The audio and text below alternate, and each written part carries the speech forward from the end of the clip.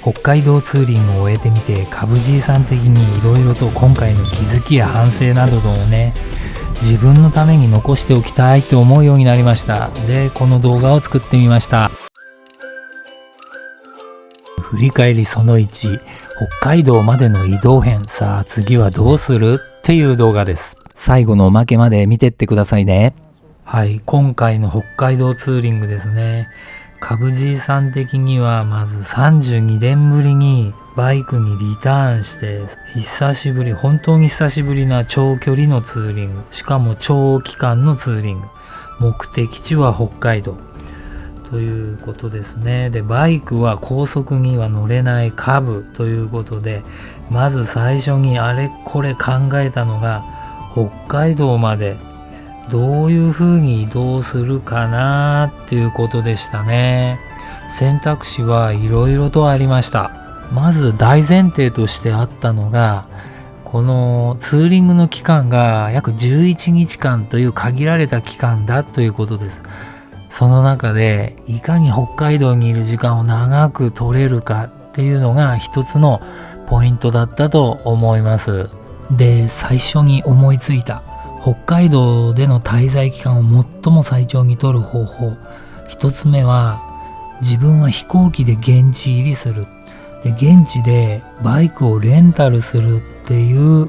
やり方でしたね。この場合の所要時間は自宅から札幌千歳までの往復ざっくり8時間というところですね。最速です。参考にですね、ホンダのバイクで GO というレンタルサービスですと、この図のように2泊3日55時間のレンタル費用が原付2種のハンターカブで12,000円です。10日間になりますとこの5倍、6万円の費用がかかるんですね。そして、自分が移動する往復の飛行機代、格安航空券を使って約2万。それから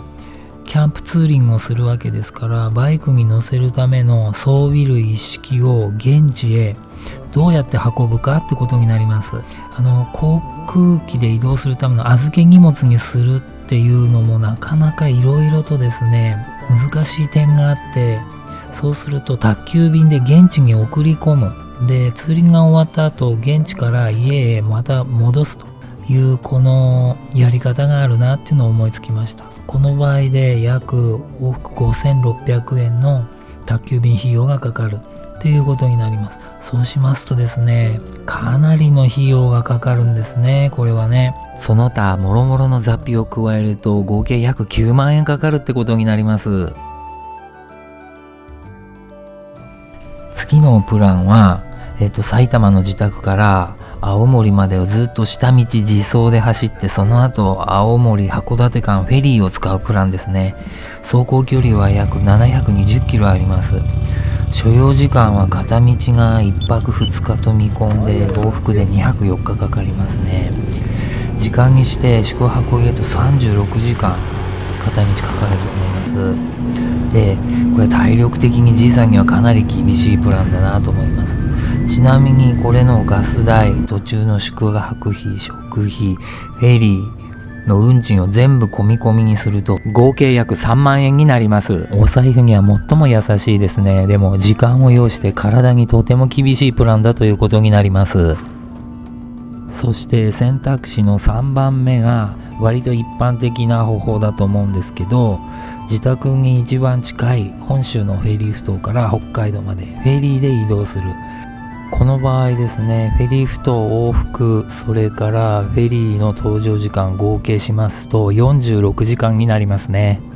この場合のですね、ガソリン代、それからフェリーの往復代、そしてその他食費等の雑費を加えると合計で約55,000円程度になりますね。費用と時間のバランスが最も取れているように思います。この3つの案をいろいろ検討比較した結果ですね、やはり時間と費用のバランスが取れている3番目の案、本州からフェリーで北海道入りする案を選びましたね。ただですね、私の場合、この本来であれば自宅から最も近い茨城の大洗からのフェリー搭乗が便利なんですが、予約を取ろうとしたタイミングが遅すぎて乗船枠が取れませんでした。結果ですね、大洗までの距離の倍以上ある新潟まで片道280キロを走ってですね、フェリーに乗るプランになってしまいましたね。これ夜通し10時間走りましたので、とても辛かったです。で、ここからが本題なんですけれども、次回また北海道に行くとしたらどういう生き方をじいさんは選ぶかってことなんですけれども、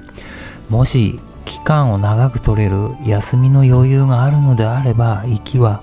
青森までカブでとことこ自走でね、ゆっくりキャンプ2泊程度しながら走っていきたいなと。そして青森から函館まではフェリーを使うと。そういう生き方をしたいなと思いますね。で、帰りはおそらく疲れもあるでしょうから、フェリーで苫小牧から大洗まで一気に帰ってくると。